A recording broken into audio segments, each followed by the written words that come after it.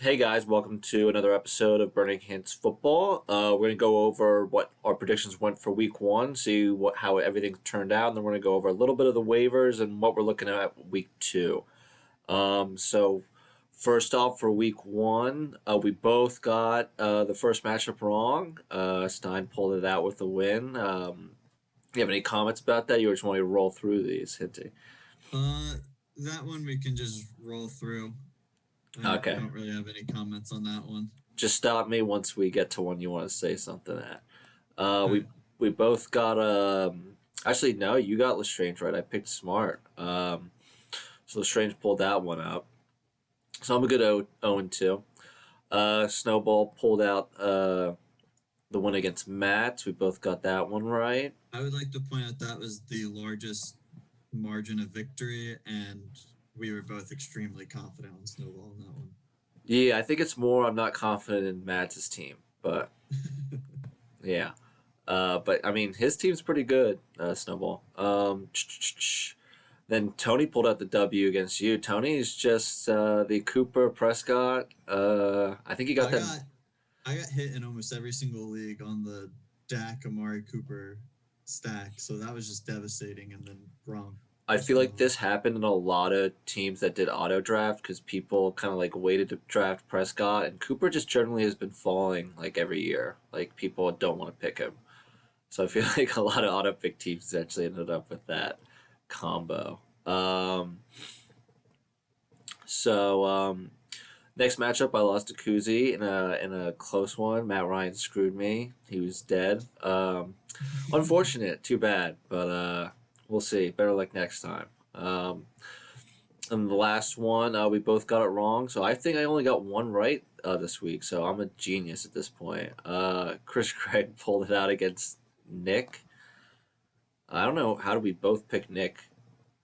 Hmm. I because I don't think any of us saw Devonte Adams putting up 8 points. This was also before Gus Edwards got hurt, so that would also Yeah, probably that would is have also true. changed. That was before Gus went down. So I'm gonna give myself a little bit of a of a break there. All right. So let's go on over to sort of I guess the waiver pickups Yeah. that happened, and if there's anything you want to highlight. So there were a I lot feel of them, like we have to obviously. kind of talk about the Elijah Mitchell pickup. Yeah. I actually really think that makes sense for Kuzi, especially after losing Mostert. I mean, he basically locked down that backfield. You don't know if Trey Sermon's coming back, or you don't know when Sermon's coming back.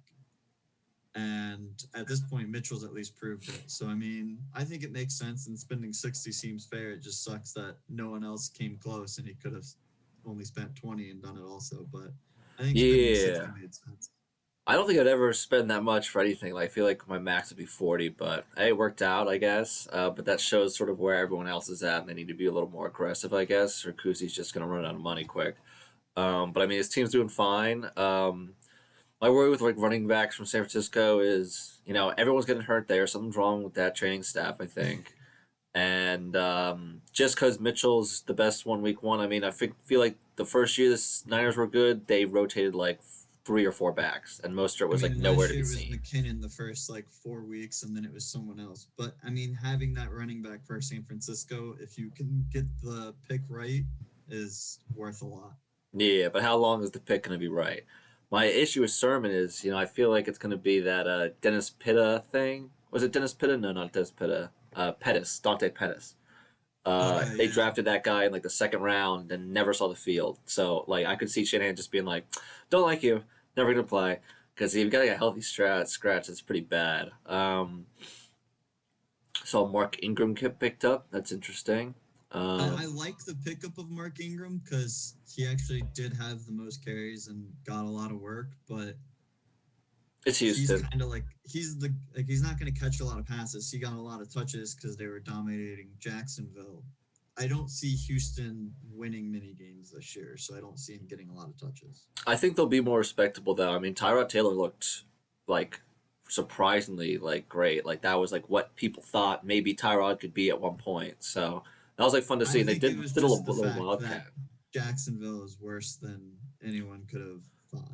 Yeah, I think it's a combination of that. But I mean, at least it's all veterans, so they know how to play at least in Houston. So they're not going to be completely. I mean, maybe they only win one more game the rest of the year, but or they do Jacksonville. But I think they're going to be a little bit more competitive than people thought they were going to be.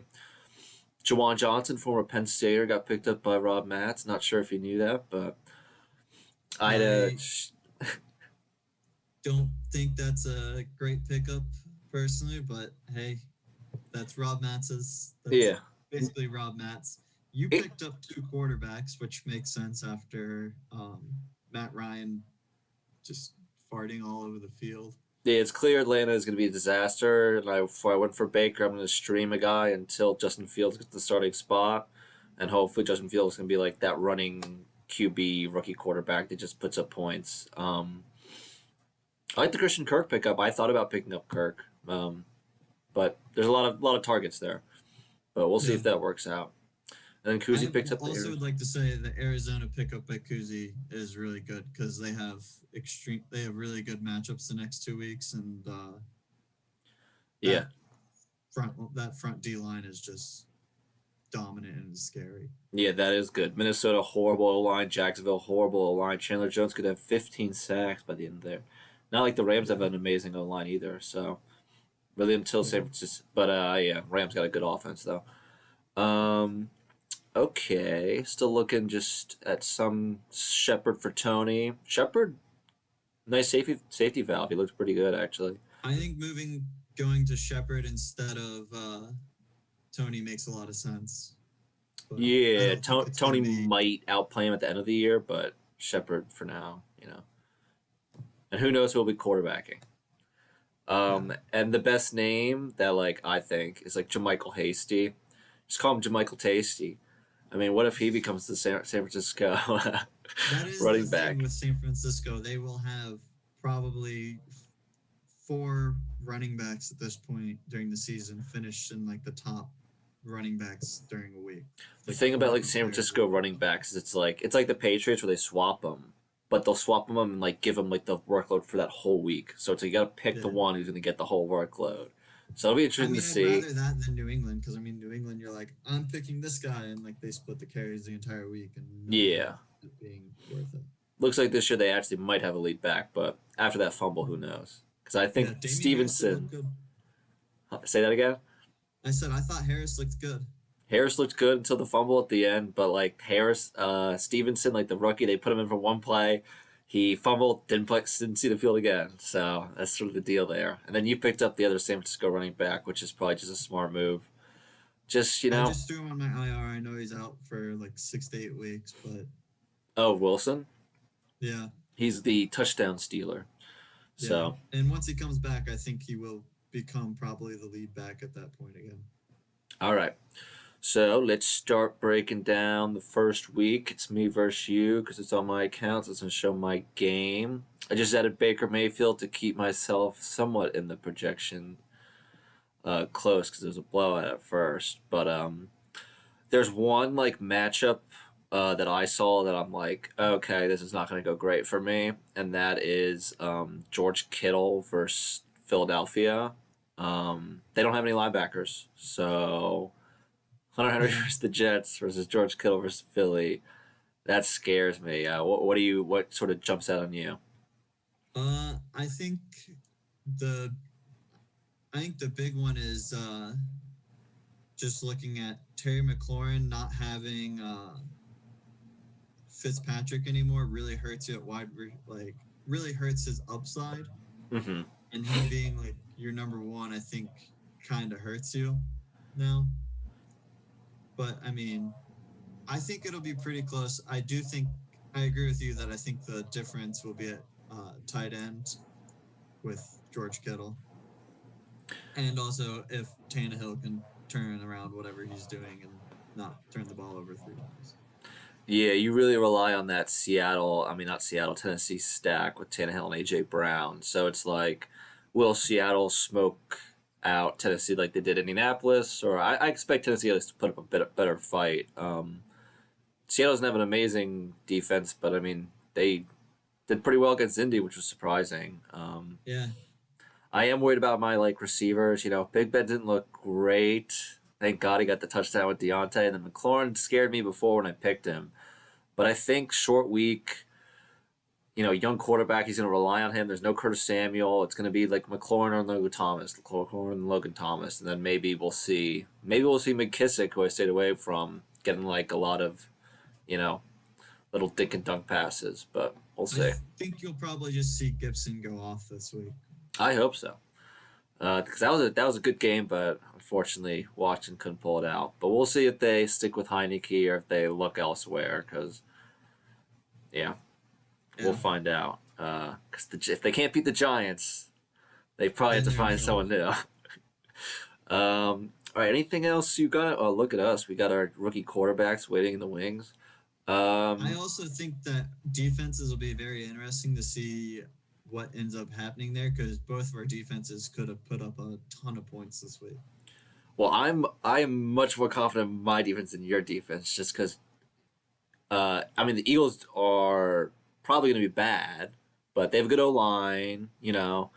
They have a fast quarterback. They looked great against the Falcons, but the Falcons are probably the worst defense. Like, Yeah, not even that's my close. thing is I think the Falcons might be one of the worst defenses in the league, and San Francisco just gave up a bunch of garbage time last week, which Yeah, that was a backbreaker. But yeah, with Hurts, it's like whenever he's been on the field, at least he's been productive. He has been amazing, but it's not like what it was with Wentz. It was like a productive offense at the very least. So I expect San Fran to win pretty easily, but I don't think they're gonna like hold him down to like 10 points or anything. Um, I wouldn't put it past it. I really don't have high hopes in Hurts moving forward. I just think that he looked good to start the year off because he played against the Falcons. See, I've been like doubting him every single time he like looks pretty good. I'm like, oh my god. So, but we'll see. Uh, the odds are against the Eagles. I'll definitely say. So, are you ready to move on, or you want to Yeah, let's spot go anything ahead and else? move on. Cool. All right, we're gonna go to Snowball versus Herrera. You got Herbert, McCaffrey. Okay, what jumps out at you? I'm gonna just start right here at Herbert against Dallas. Herbert is going to go off against that Dallas secondary or that Dallas defense in general. Um, so I mean, I think that gives him a big upside. Granted, Rodgers does play against Detroit, but I'm not sure what's going to end up coming of this Green Bay offense slash this entire Green Bay team. Um, Yeah, I think we were both down on them last year, and they were like motivated because screw Gutekunst. But like, how long does that last? There was a yeah, eventual dip gonna happen soon. Um, but I'd say that's the big one. I mean, just looking around, though, I will say Herrera's team does have incredible wide receivers, which will put him in a position to be competitive and potentially win. I'm kind of shocked that Stevens already updated his lineup for the week and has Jacobs out, which is really smart against Pittsburgh. Um, so I'm just shocked that Stevens actually already changed his roster. That's probably another thing that I'm kind of shocked by. yeah, for a second I was like, well, maybe put in Will Fuller, but C.D. Lamb, Allen Robinson, and Juju looked good. He actually was And pretty productive. Um, and Vegas and the Raiders don't have much of a defense, so well, maybe they don't have much of a secondary, but it looks like they got at least a front four. I mean, they looked good against the Ravens. Not that the Ravens had an amazing line anymore. It looks like they really missed Orlando Brown, but I don't think they're going to be as pathetic as before. But yeah, they should still be able to put up points. but yeah, So I think Steven ends up winning the. I guess we forgot to make a prediction in our game. oh yeah, I'm going to pick you. Um, I'm gonna pick myself, um, and for this game I'm going with Snowball. So yeah, I'm going to go with Snowball as well. It's just McCaffrey and Sanders was pretty productive, but McCaffrey's going to put up his points, which is a lot. I think this will pretty much balance out. I could still see Aaron Rodgers having a huge game because obviously, but I mean the receivers as well. It's like just tough to to sort of figure it out. I am like a little bit more confident in Carolina with all the injuries that have happened in New Orleans. But still, New Orleans was scary last week. So with that battle Also, fun line, fact on McCaffrey up there, he was the number one running back last week and didn't score a touchdown. yeah, and he like his rushing, he had like just under 100 yards. I mean, he was just.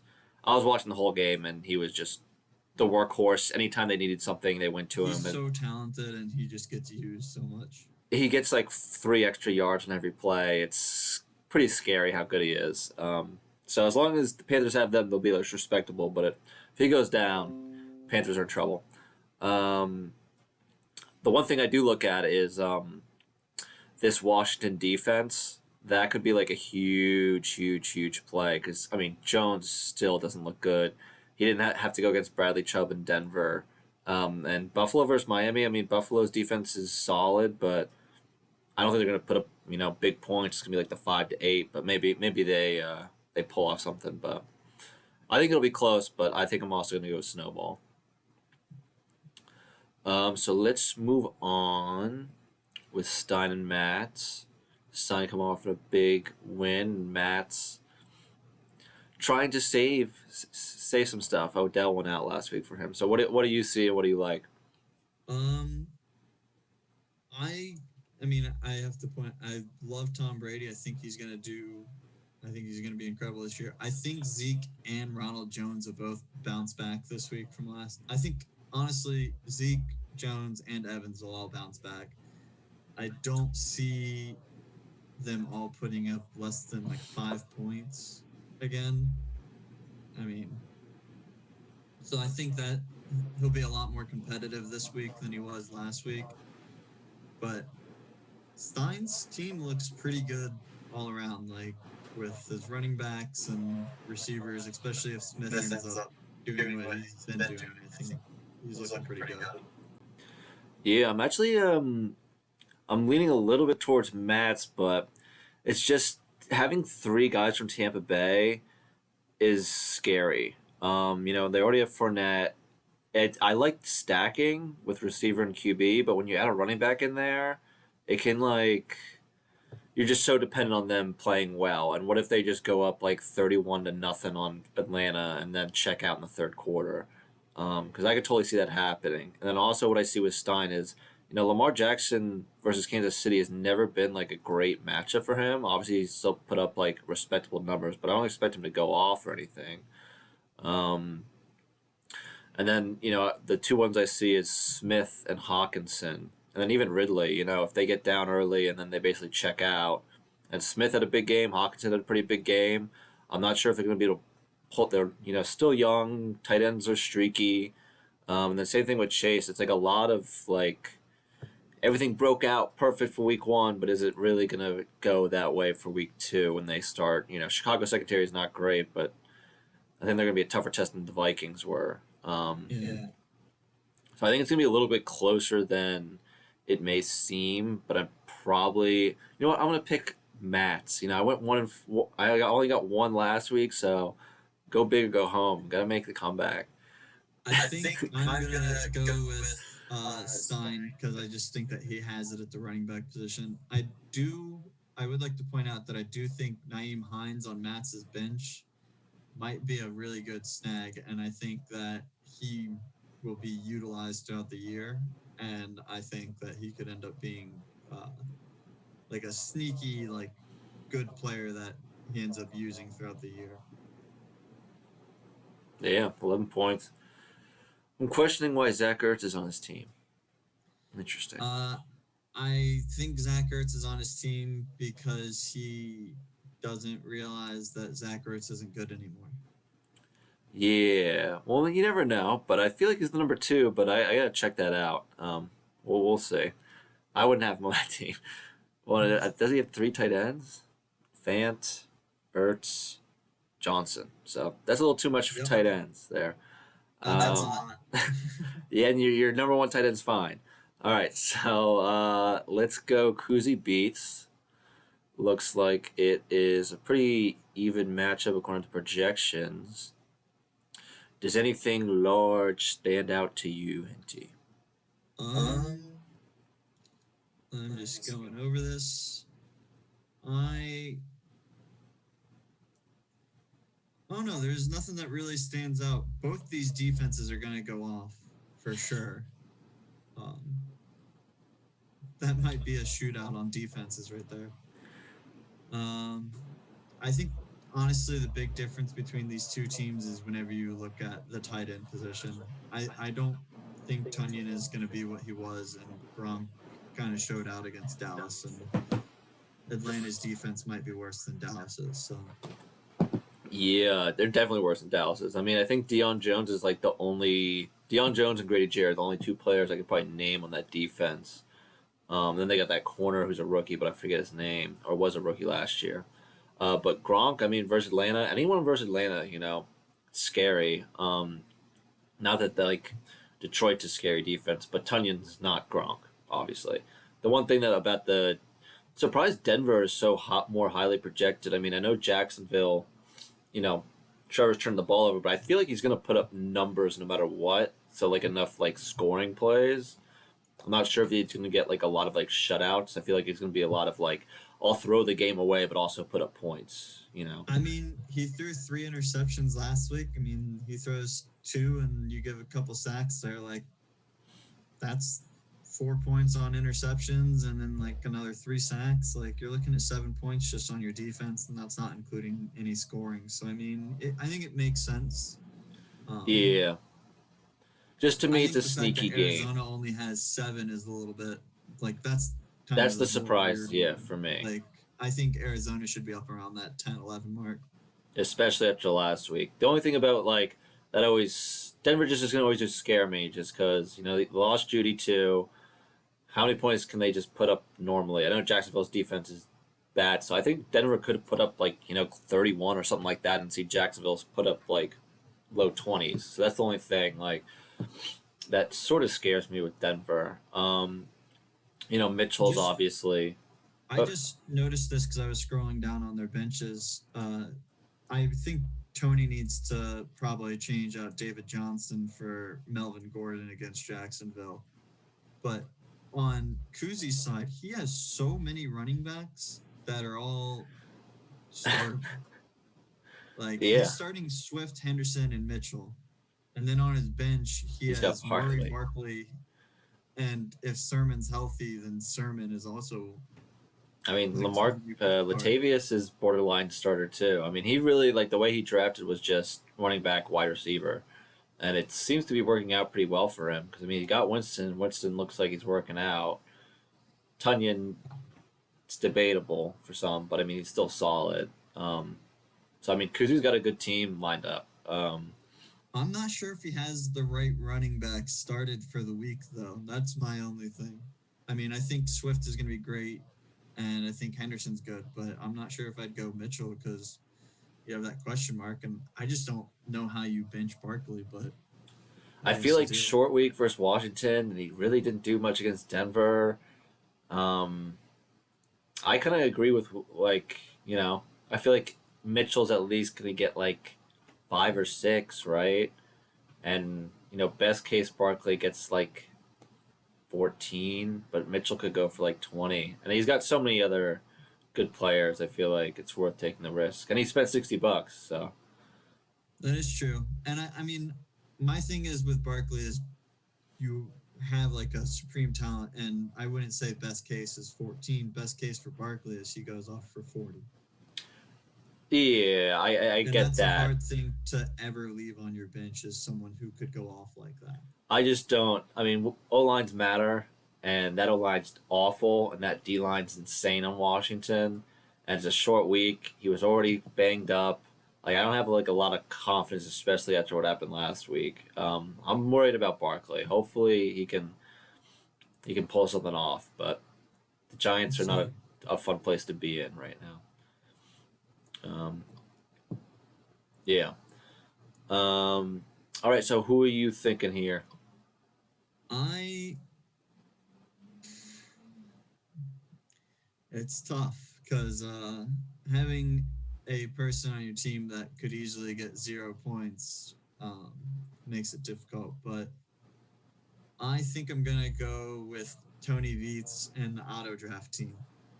Yeah. If Tony swapped out David Johnson, I'd be a little bit for Gordon. I'd be a little bit more on his side, but I'm probably gonna go Kuzi. Something just something about his team. I don't know. His team's Cooks really is good. always he's always I don't know. productive. Maybe it's the fact that I just lost to Tony and the fact that I just got completely wrecked by Dak, Amari Cooper, and Gronk last week. But I don't see how they don't do almost exactly what they did last week. Because Yeah, I can see it. Especially like, man, Cooper Cup. I had the opportunity to go between Cooper Cup and Robert Woods, and I in my mind I was like, oh, Cup's definitely Stafford's gonna love Cup. Then I was like, I'll pick Woods. I was like, you idiot. So already you can see it's like he's kind of like that small, quick Golden Tate ish guy, and Stafford's gonna love him. So I could really see Tony having like a really good year again. Um, yeah, but this is gonna which be sucks because close. he's auto drafted. Yeah.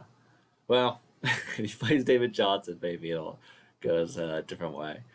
So we got Lestrange versus Nick P, whose team is completely wiped out by injuries. Yeah, What sort of strikes you from this? Anything like big here? I don't think there's any like one particular thing. I think if you're gonna look at it, it's just the fact that right now Nick has to start James Conner, James White. I really think he should have gone. He's someone who should have put up 60 for um, Mitchell, and he probably should have put up a lot for Ingram as well because he needs help desperately on that running back side. But I don't Yeah. see how Connor loses this game. Uh, I mean, Mahomes is gonna go off.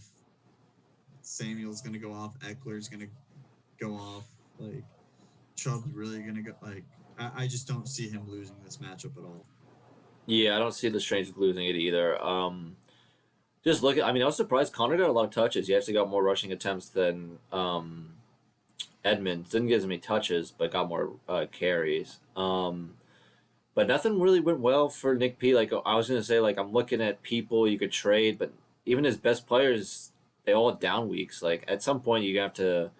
I think Kelsey was okay, but yeah, Yeah, Kelsey was Kelsey was dominant. okay. I But think he's Woods, gonna. Adams, Allen, I don't think that if he.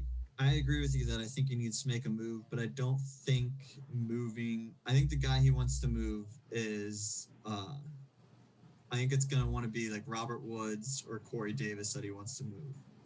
I mean, Just if I giving up Kelsey or Adams with like them being so talented, I just think.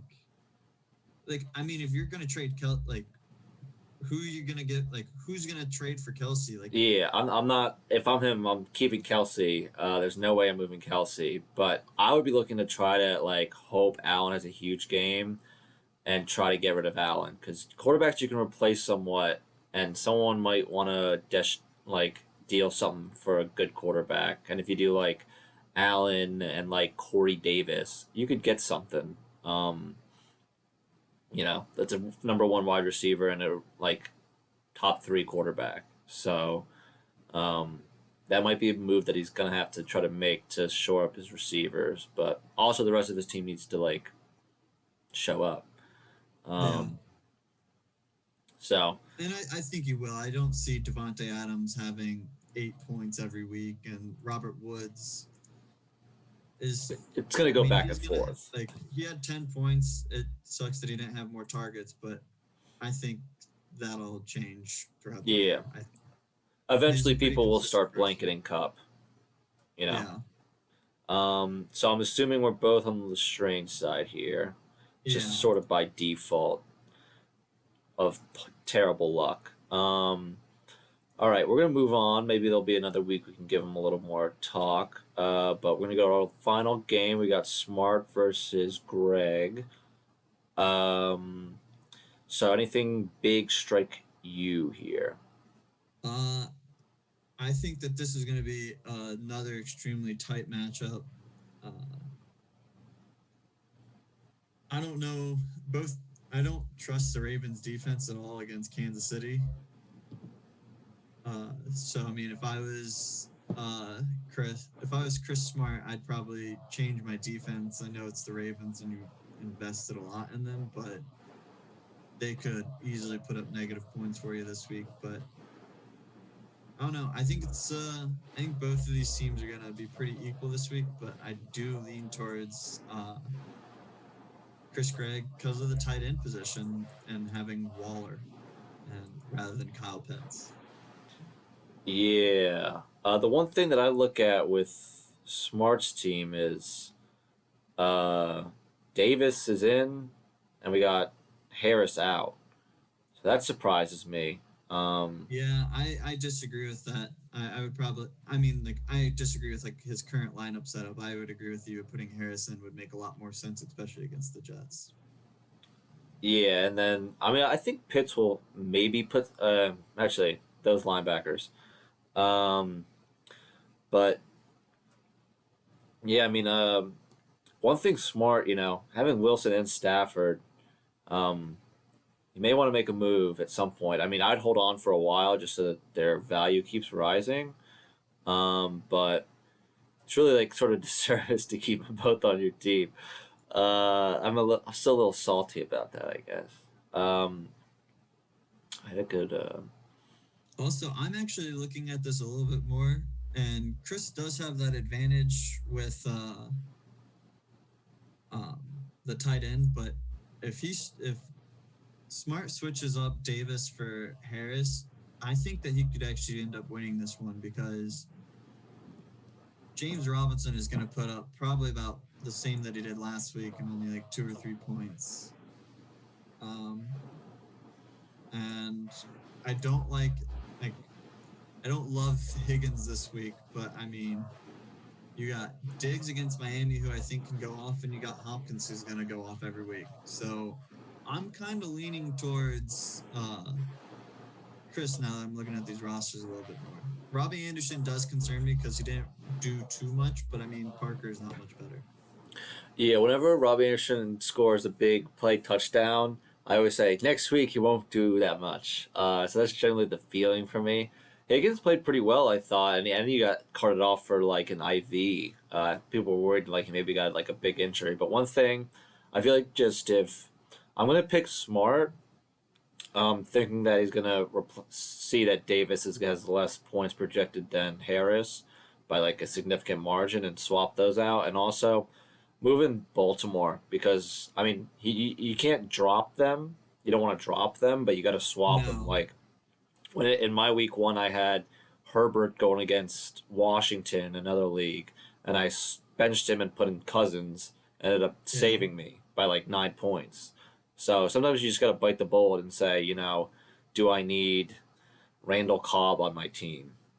I Yeah. don't think anyone's really going to pick up Randall Cobb unless, worst case scenario, he goes off on Detroit, but still, I don't think long term it's going to Yeah. be like too much of an issue. But I think like this is really just a sort of a toss up. What will the football gods decide? And I do I'm agree gonna with that put my James pick Robinson with thing. Chris Gregg personally, just based off the current roster setup. I know I was leaning towards Chris Smart, but he does have to make some changes on his team for it to be for him to for me to think that he's gonna win, and uh, I think that Chris Gregg is gonna end up pulling this one out. Okay, yeah, that James Robinson thing scares me. I mean, they just look like a mess. 5 attempts against Houston, and now they're going against Denver. Um, does not inspire hope. Yeah. Okay. So we've got week 2 down. Anything else you'd like to point out? Any things pop out to you in the NFL? Uh, Not really. I mean, it sucks that Mostert's already out for the entire season, but that's really the only thing that I would say is fantasy relevant. Yeah, I mean they said like 8 weeks, and then all of a sudden he was like, "I'm done." Yeah. So that's too bad, and we'll see that in the upcoming weeks.